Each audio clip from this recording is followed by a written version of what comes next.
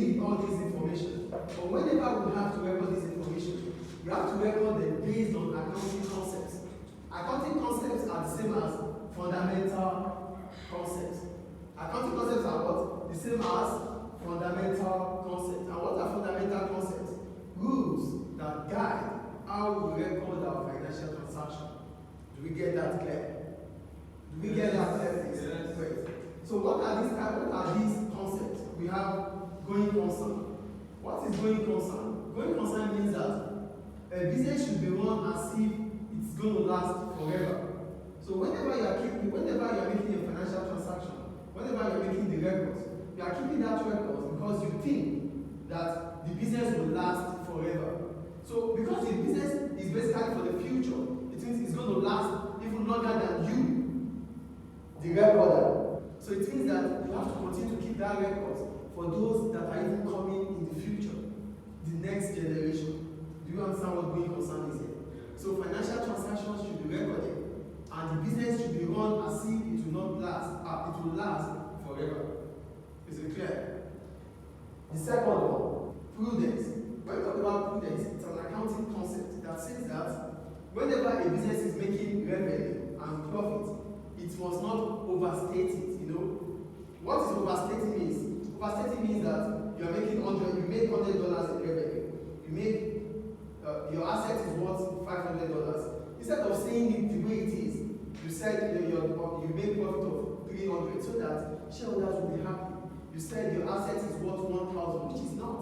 That means you have overstated your profit. You've overstated your asset.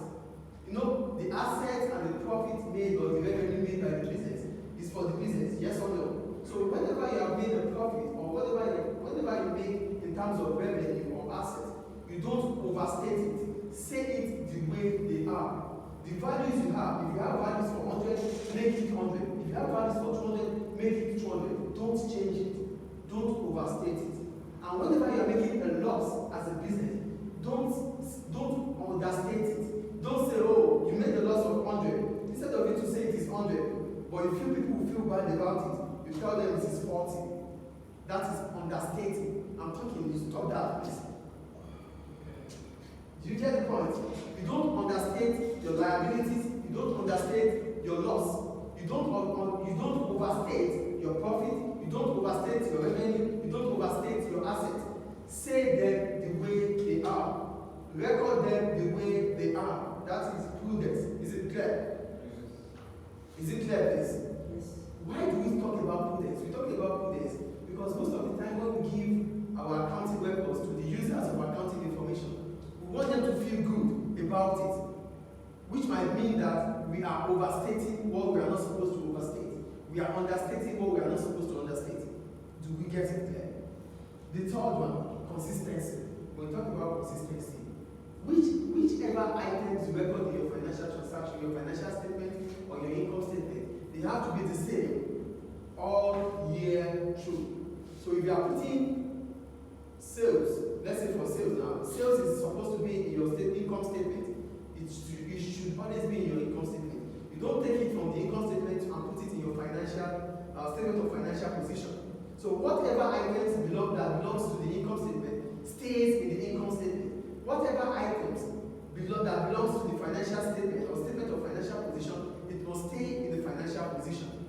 You don't change them year in, year out. That is consistency. Do we understand what consistency is here? Items that are supposed to be debited must be debited. Items that are supposed to be credited must be credited. You don't swap them. Do we understand what consistency is? Do we understand? We have a question. When you talk about consistency means doing it the same way all through. That's being consistent. So in accounting, the concept of consistency implies that whichever items you have put in that is supposed to be in the debit side of your transaction must always be on the debit side. Whatever item that's supposed to be on the credit side of the transaction continues to be on the credit side of the transaction. Whatever item you have in your income statement continues to be in your income statement. Whatever items that belongs to the statement of financial position stays in the statement of financial position. Do we get it? So you don't swap items. Those items are supposed to be in certain place in the statement of in your accounting record. Let them be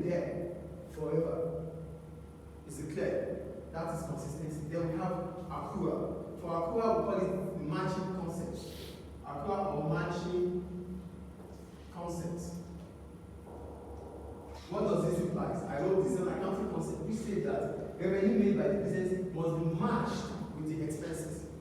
Whenever you make revenue for this year, you have to match it with the expenditure for this year.